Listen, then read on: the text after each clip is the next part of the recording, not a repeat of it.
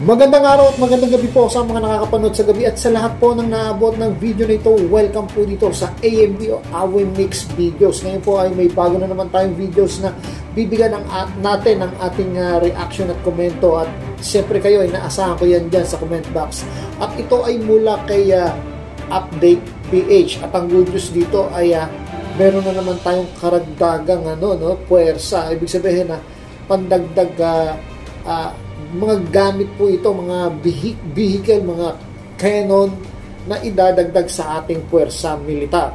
So ito po yung 12 units ng Atmos ng Howitzer at yung 12 unit na yan ay masasabi mo nga very effective yan.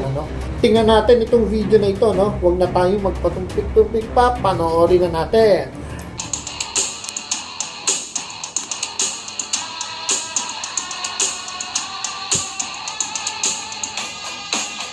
The Philippine Army is set to receive an additional 12 units of the Autonomous Truck-Mounted Howitzer System, ATMOS, 2000 from Elbit Systems as part of its Horizon 3 modernization program.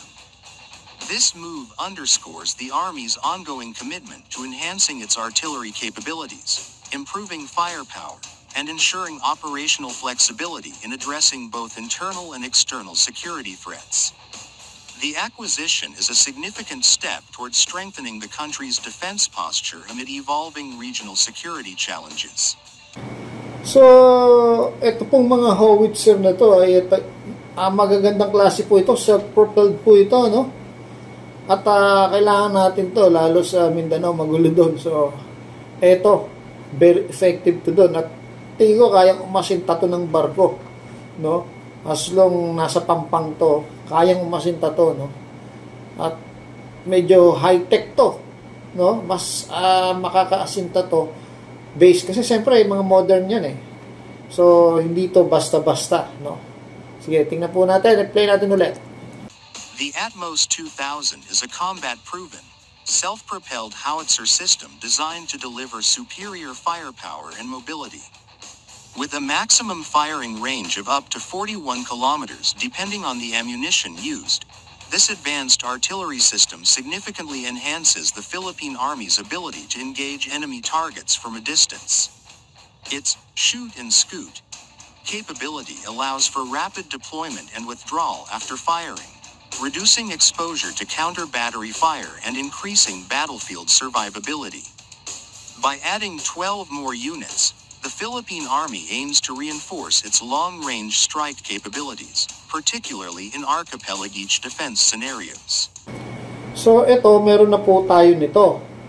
Matagal na tayo meron na to at palagi na itong ginagamit sa ating military trainings, So magdadagdag pa ng another 12. So napakalaking bagay po at karagdagang puwersa po ito para sa ating sandatahan.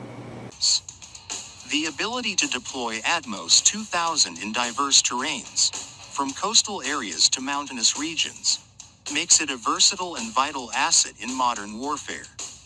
With enhanced mobility, precision targeting, and rapid response capabilities, these additional units will strengthen the Army's ability to conduct effective fire support operations in various combat situations.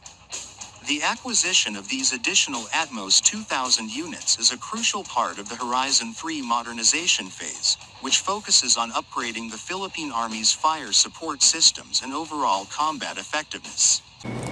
So ito ho pala ay bahagi ng Horizon 3 ng modernization ng AFP.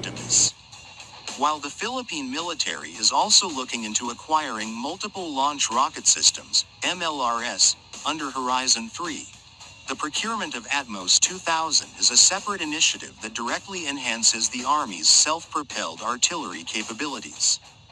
This development follows the successful integration of earlier Atmos units into the Army's arsenal, proving the system's reliability and effectiveness in Philippine conditions. The continued investment in this platform signals the government's commitment to building a credible defense force capable of responding to both conventional and asymmetric threats.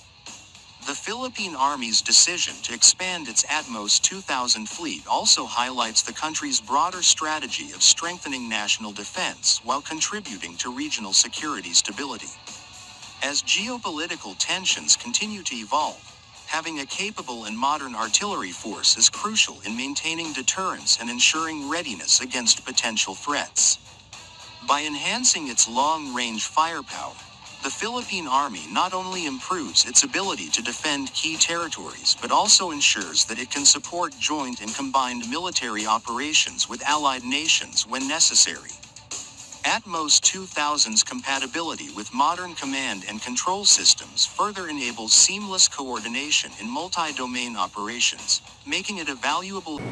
So, kung titingnan mo maigi, no, mukhang malakas siya, no, at ang impact nito dun sa pagbabagsakan ng bala, mas accurate siguro ito, no, kumpara dun sa mga, siyempre, modern ito, dun sa dati nating mga ginagamit na hindi naman self-propelled. Ito ay self-propelled po ito. At mas mabilis ito dahil ma-move kung saan mo gusto. Dahil yun nga, may kasama siyang trailer truck. Addition to the military's overall strategic framework. The Philippine Army's continued partnership with Elbit Systems reflects the confidence in the Israeli Defense Company's ability to provide cutting-edge military technology. Elbit has played a key role in the modernization of the Philippine Armed Forces, supplying advanced weapon systems, armored vehicles, and electronic warfare solutions.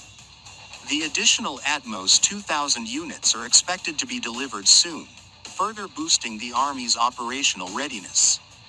Elbit Systems' expertise in integrating modern artillery solutions ensures that these systems will be optimized for the specific requirements of the Philippine Army, ensuring maximum effectiveness in combat. Ganda ng forma ng truck, no? Malamang ano rin ito, yung armored, no? Ang klase ng glass niya at saka yung bakal ng truck. Armored siguro ito. And training scenarios.